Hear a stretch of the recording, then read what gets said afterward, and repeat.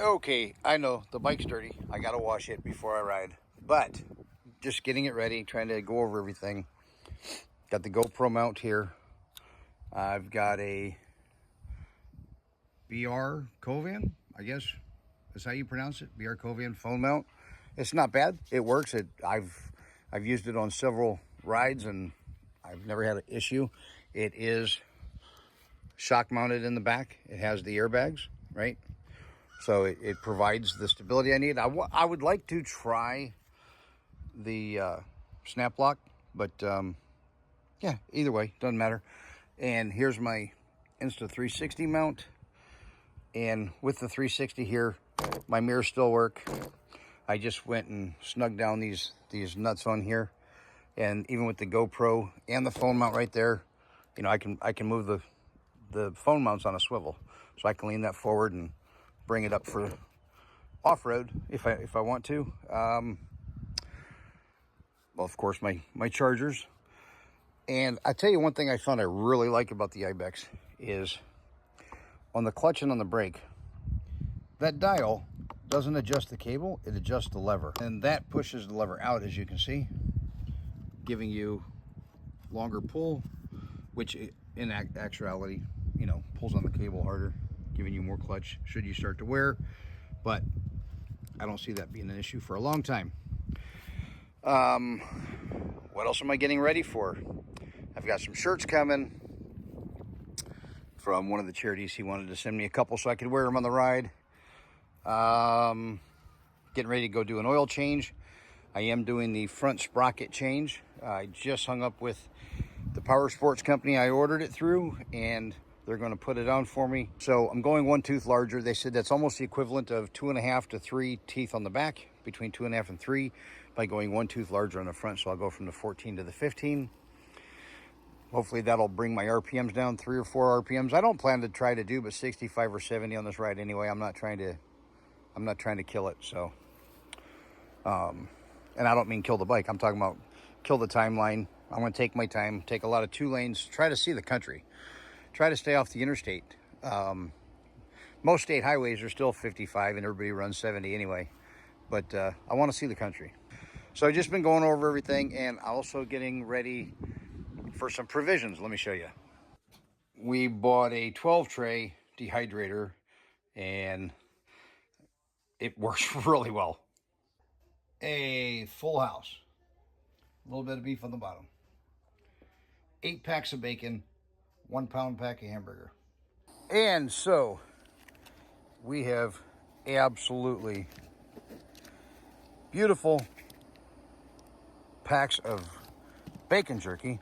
And if you look right there, you can see these are the tear packs. I bought these bags off Amazon. Just rip them open and you've got your protein. And we've also got beef jerky.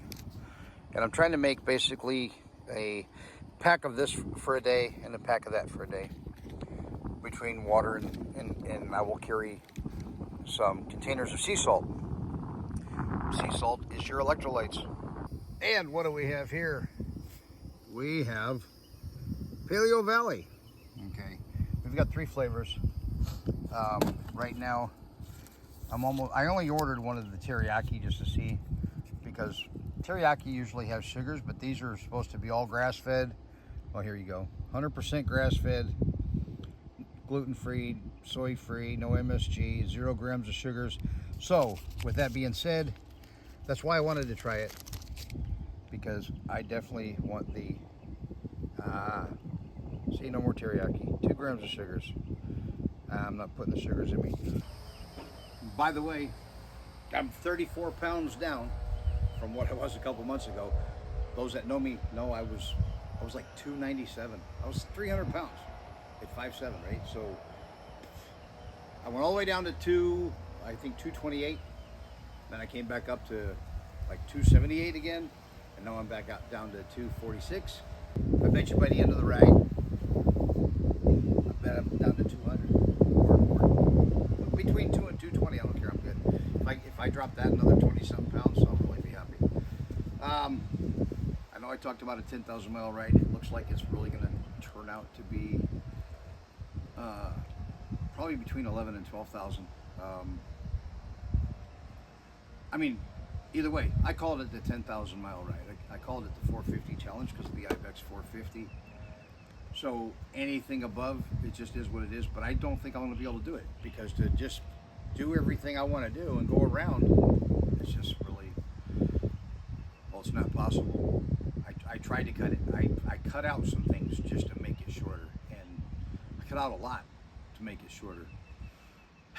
And I'm still looking at 11,000 plus. So, and I'm not taking into consideration all the little detours and turns and in and outs. So, yeah, we're gonna,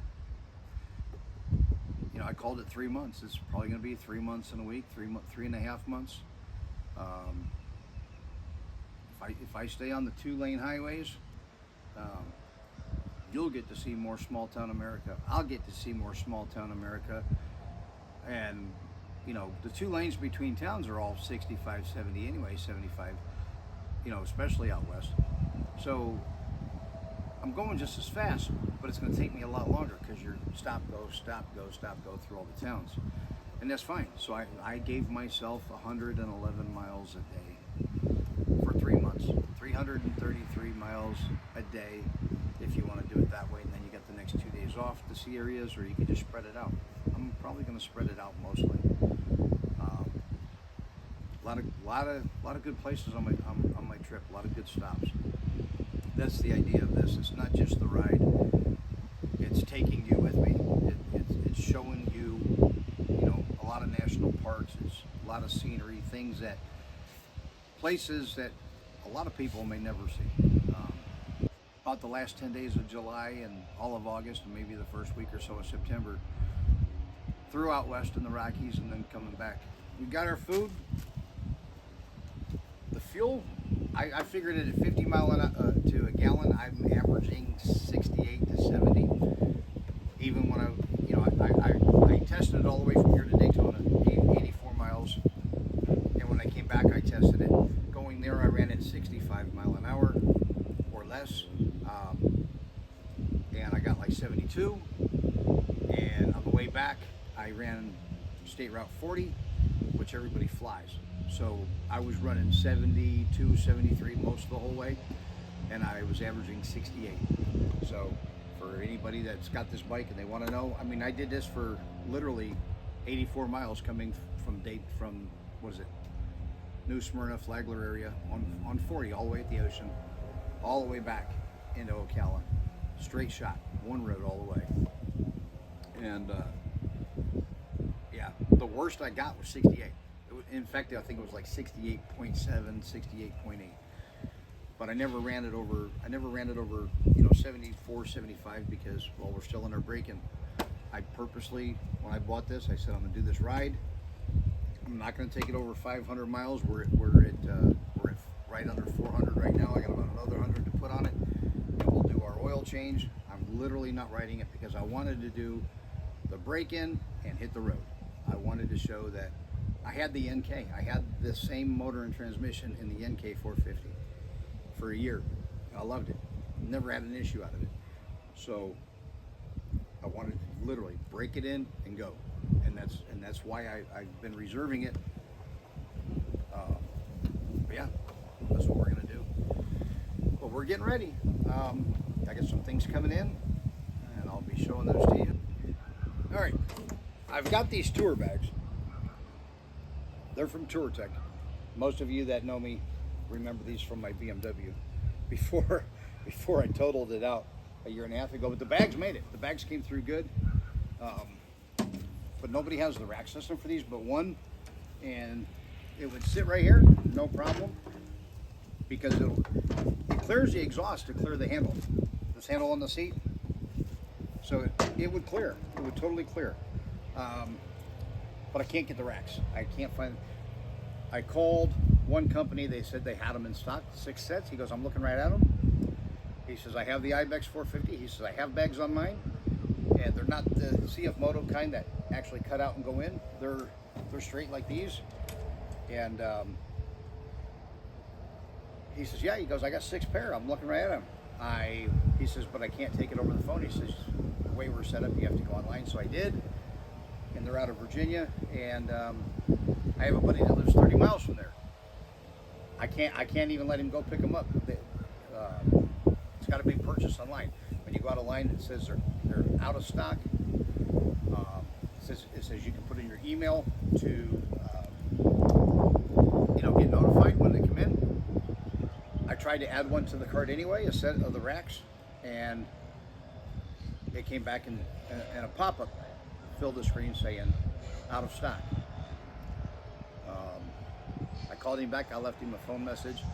That was 3 days ago. He's not called me back. So I'm probably not going to be able to take these because I don't. And these are 40-something liters each. These are big bags. Okay. Well, I guess they're not bags. They're big boxes. Big panniers. So what I'm probably going to end up doing is getting two 40-liter dry bags, and just take a handful of tools, maybe like 3 pairs of pants, the heavy cargos, like 8 pairs of socks, 8 shirts, 8 Duluth undies, and go. I'm probably going to end up going down to a metal fabricating shop and making a plate to fit the dimension of 2 dry bags, having them bent, mounting it where the rack is, drilling my own holes. We'll probably go from there. And I'm fine with that, because as long as I can carry it, I mean, it'll make a higher center of gravity. By the time I do my tire kits and everything else, I'm going to add a little weight. So backpack and 2 dry bags probably, and just old school, man. Get out there and go. So in closing for the week, I want to thank everybody for being here, for watching these videos. I know this is still a very small crowd because this is brand new. I think this is going to grow. I think this is going to turn into a great event.